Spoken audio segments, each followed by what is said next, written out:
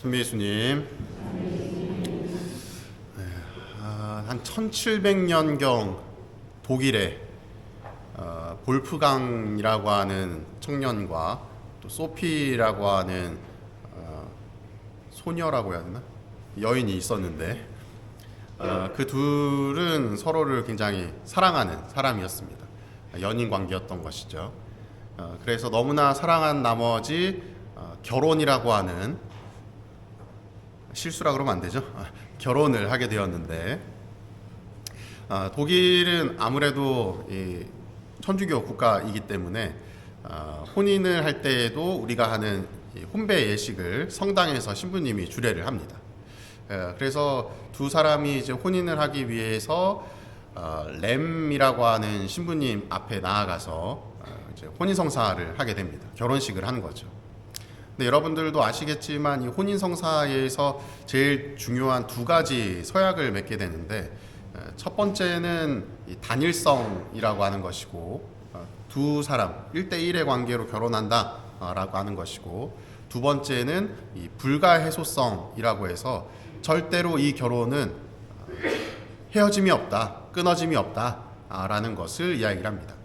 근데 이 독일에서는 이 혼배 예식을 할 때 이 불가해소성에 관련된 부분을 이야기할 때 그 부부가 서로 마주보고 오른손을 잡고 이제 서약을 하게 되는데, 그때 그 부부의 손에 흰 색깔 그 매듭을 이렇게 묶어 놓은대요. 그래서 이건 절대 이제 끊을 수 없는 거다라고 하는 그 상징을 보여주는 것입니다. 그리고 이제 혼배가 끝나고 나서 그 매듭을 잘 이제 간직하고 있는 것이 독일의 그 당시의 문화였다고 이야기를 합니다. 근데 이제 시간이 좀 지나서 결혼 생활을 하다 보면 너무너무 행복할 것 같지만 현실은 어떻죠? 아차 싶은, 내가 실수를 했구나. 그때 내가 잠깐 설레지만 않았어도, 혹은 그때 눈이 뒤집히지만 않았어도, 이렇게 생각하는 그런 순간들이 간혹 오게 되는데 마찬가지로 이 부부도 그런 순간이 오게 된 것이죠.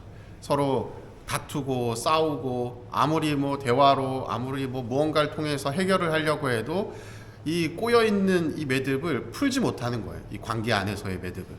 그래서 이건 안 되겠다 싶어서 혼인 당시에 맺었던 그 매듭, 이 흰 매듭을 꺼내서 딱 봤더니 실제로 그 매듭이 막 얽히설키 막 꼬여 있는 거예요. 마치 그 두 부부의 부부 관계처럼.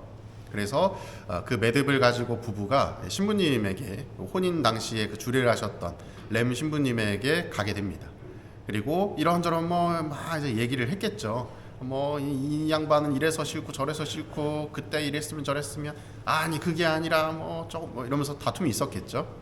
그래서 이제 램 신부님께서 그 얘기를 다 이제 가만히 들으시다가 그 불가해소성을 상징하는 이 흰 매듭을 가지시고 성모상 앞에 나아가서 성모상 앞에 이렇게 올려놓고 기도를 하셨다고 합니다.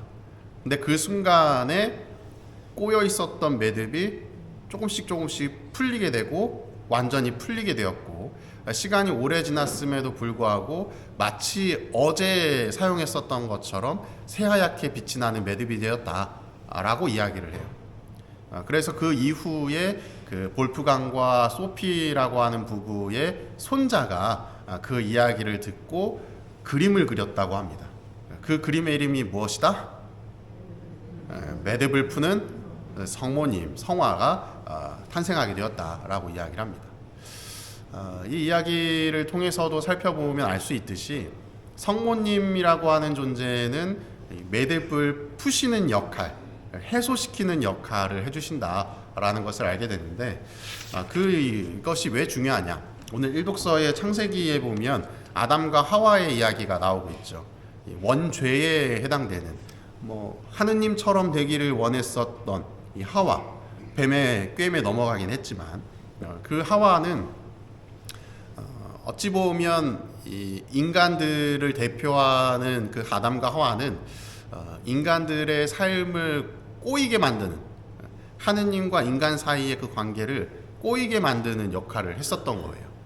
그리고 하느님께서는 뭐라고 이야기를 하셨냐. 뒷부분에 보면 나오는데, 너의 후손과 그 여자의 후손 사이에 적개심을 일으키니 너의 여자의 후손은 너의 머리에 상처를 입히고 너는 그의 발꿈치에 상처를 입히리라 하면서 그 하와와 뱀 사이의 관계를 설명을 하고, 또 이후에 사람은 자기 아내의 이름을 하와라 하였다. 그가 살아있는 모든 것의 어머니가 되었기 때문이다 라고 이야기하면서 그 시초가 바로 하와이다. 어머니의 그 시작이 하와이다 라는 것을 이야기를 합니다. 그리고 그 모든 것들이 언젠가는 여자의 후손을 통해서 풀어질 것인데, 그 여자의 후손이 누구라고 이야기를 하느냐. 오늘 복음에 나오는 마리아라고 이야기를 하는 것이죠. 하와는 하느님의 뜻에 반하는 모습을 통해서 불순종의 상징이 되었다면, 마리아는 하느님의 뜻을 순종하는 모습을 보임을 통해 순종의 상징이 되죠. 오늘 복음에서도 나오는 어디 나오냐면 보십시오. 저는 주님의 종입니다 라고 이야기한 다음에 말씀하신 대로 저에게 이루어지기를 바랍니다 라고 이야기하면서 하느님의 뜻을 온전히 받아들이는 모습을 보이죠. 이 모습을 통해서 하느님과 하와라고 대변되는 이 인간 사이에 맺어진 불순종에 꼬여있는 매듭을 마리아께서 풀어주시는 역할을 해주시는 겁니다. 그래서 우리는 이 마리아를 통해서 기도하고 또 마리아를 공경하는 이유가 여기에 있는 것이죠. 많은 분들이 뭐 결혼 생활을 하시면서 뿐만 아니라 사회생활을 하면서 혹은 뭐 성당 안에서도 관계 안에 다양하게 꼬여있는 부분들이 있으실 거예요. 원치 않은데 난 분명히 좋은 의도로 했음에도 불구하고 저 사람은 그것을 복해한 것인지 어쨌는지, 아니면 소문에 의해 들은 건지 모르겠지만 자꾸 막 이상하게 생각하고 내 의도와 다르게 자꾸 나를 불편하게 여기고, 이게 뭐지? 어디서부터 꼬여서 이 난리가 난 거지? 하는 그러한 순간이 있다면 우리는 내가 어떻게 해보려고 발버둥을 칠 것이 아니라 마리아 앞으로 나아가서 매듭을 풀어주시는 성모님의 그 은혜와 은총을 간구해야 되지 않을까 하는 생각이 듭니다. 우리의 신앙은 참으로 신비스럽죠.